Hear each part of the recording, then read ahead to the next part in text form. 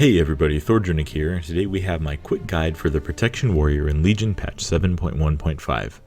This was a minor patch, but Prot received a major overhaul, so let's cover the changes made to it, starting with the talents. So in the tier 15, Shockwave has received a slight nerf. It is now a 3-second stun instead of 4 seconds. Stormbolt is unchanged, and Warbringer has been buffed to a 2.5-second stun. While all three of these options are viable, I prefer to run Shockwave or Stormbolt for single target situations, because being able to easily control when you use your stun is very important for tanking. In tier 30, you should generally take Impending Victory for solo play or dungeons, and Inspiring Presence for raids. The 3% leech that you give to your raid will save a lot of healer mana over the course of fights, but because it does not affect the warrior, its usefulness diminishes as the group size decreases. In tier 45, Best Served Cold is great for Mythic Plus situations where you will be able to use its buff consistently. Revenge's damage was significantly buffed in 7.1.5, and adding up to 25% damage to it is a big DPS increase. Avatar and Renewed Fury are both solid single target options. Renewed Fury has a high uptime on the buff, and Avatar is particularly good if you can line up its buff with other damage increases. Tier 60 comes down to a choice between Mobility and Bounding Stride, or Crackling Thunder for easier ad pickup. Choose between them based on your situation. Tier 75 is where the controversy in Prot's talents really begins. Devastator was introduced with patch 7.1.5, and turns Devastate, our filler ability, into a passive ability that bakes Devastate's effect into our auto attacks, and also causes our auto attacks to generate 5 rage. Despite all of the hate on this talent, it is a very strong choice because 1. It generates a very significant amount of rage over the course of an encounter, 2. It increases our shield slam procs, and 3. It is a significant DPS increase over the other options in this tier. However, there are periods of extended downtime with Devastator that will be a turnoff to some players. Devastator is also more difficult to play optimally, because you will need to track your auto attacks to ensure that you are not wasting shield slam procs by using Revenge or Thunderclap at the same time as an auto attack. Additionally, Devastator comes at the cost of Indomitable, and giving up 25% stamina is a painful decision to make. That being said, additional max HP is usually not going to save your life as a tank in Legion. Having extra rage from more Ignore Pain usage and more shield slams for higher shield block uptime may save your life as a tank in Legion. So in summary, for tier 75, if you absolutely hate the Devastator playstyle, or if you're undergeared for the content that you're tanking, go ahead and use Indomitable. It's still a good choice. Otherwise, Devastator is better, if not always more enjoyable, as a talent. So go ahead and run with that if you can tolerate it. In tier 90, Vengeance has had a significant change due to the removal of Focused Rage from Protection, and its replacement in our rotation by Revenge. So Vengeance now causes Revenge and Ignore Pain to reduce each other's rage cost by 35%. The biggest downside to this is that Revenge remains on the global cooldown, which makes Vengeance weaving much more awkward than it was prior to this patch. Additionally, Revenge still has a 3-second cooldown, though this is reduced by haste. But what that means is that in periods of heavy incoming damage where you want to use Ignore Pain as fast as possible, you might not be able to use Revenge fast enough to keep up with your Ignore Pain usage.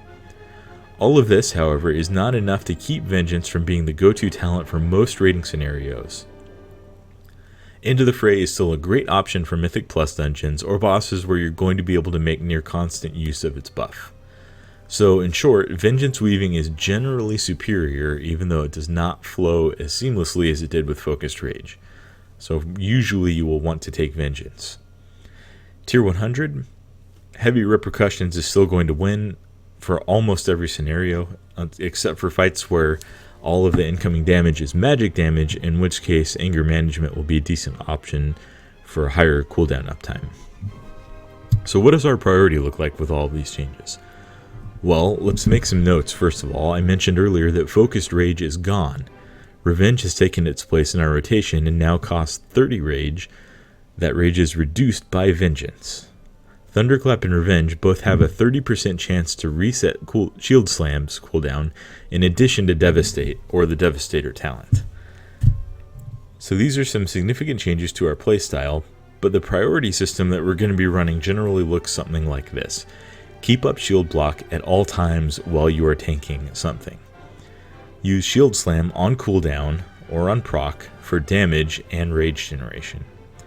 Alternate using Ignore Pain and Revenge if you are running the Vengeance talent.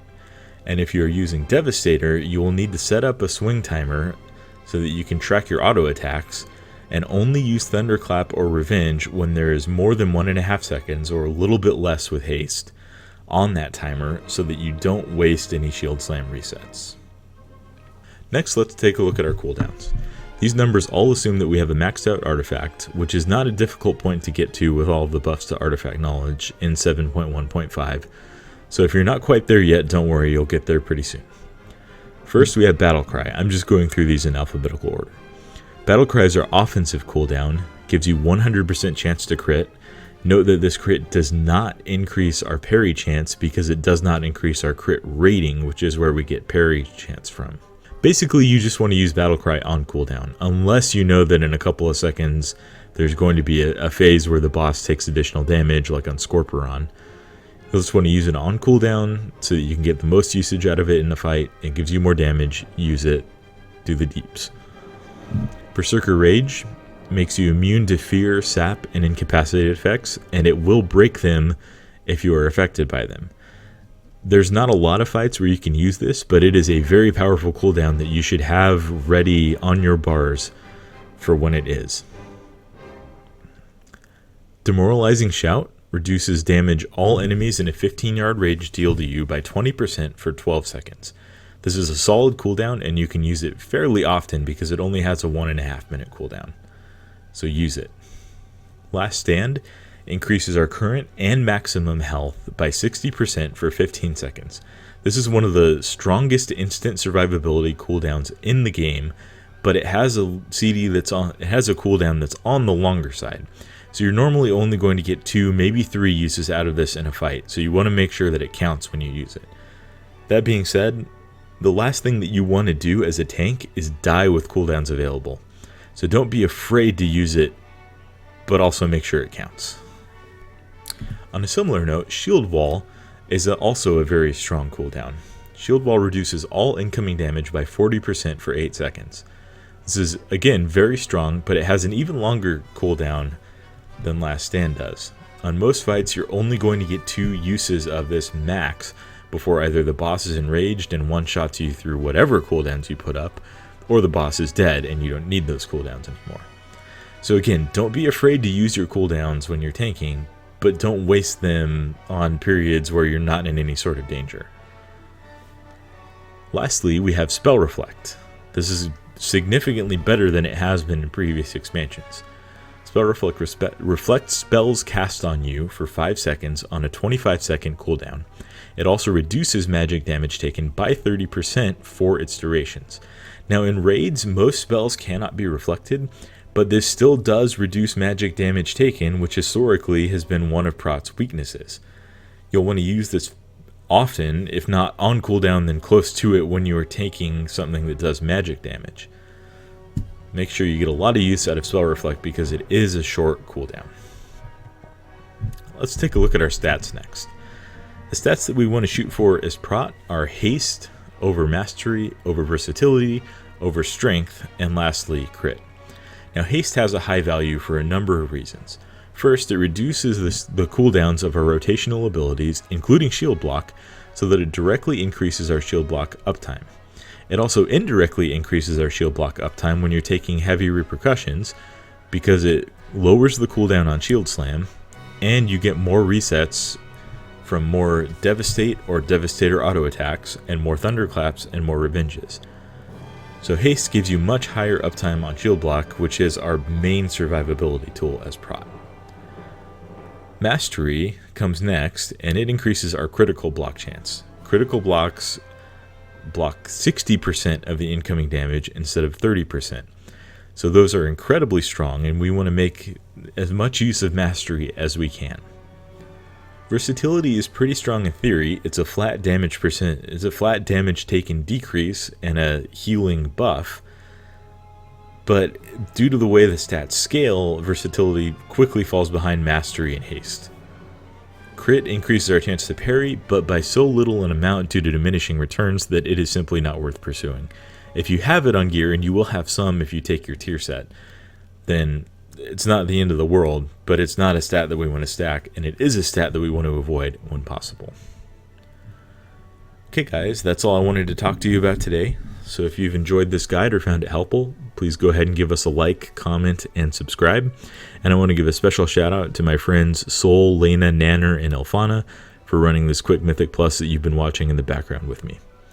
Thanks, and until next time, goodbye.